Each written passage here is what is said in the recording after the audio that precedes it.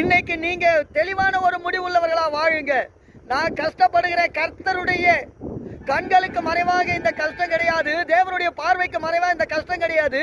என் போக்கையும் என் வரத்தையும் தேவன் அறிந்திருக்கிறபடினால் நான் இன்னும் அநேக பாடுகள் வந்தாலும் அனுபவிப்பேன். என் தேவன் என் தலையை உயர்த்துவார். ஆமென். எத்தனை பேர் நம்புறீங்க தேவன் உங்கள் தலையை உயர்த்துவார்? எத்தனை பேர் நம்புறீங்க கர்த்தர் உங்களை ஆசீர்வதித்து உயர்த்துவார்? அப்பனா இன்னைக்கு ஒரு முடிவெடுங்க. நீங்க உபத்திரமப்படுறது உங்களுக்கு நல்லது. அப்பதான் எது நல்லது, எது கெட்டது, எது உண்மையானது, எது பொய்யானது, உங்க கூட இருக்கிற தோற்றங்கள் எது உண்மை பொய் என்பதை தேவன் உங்களுக்கு காண்பிப்பதற்காகவே உங்களை உபத்திரமத்தின் மத்தியிலே நடந்து போக பண்ணுகிறார். கம்பீரத்தோடு சொல்லுங்க, கர்த்தர் நல்லவர். ஆமென்.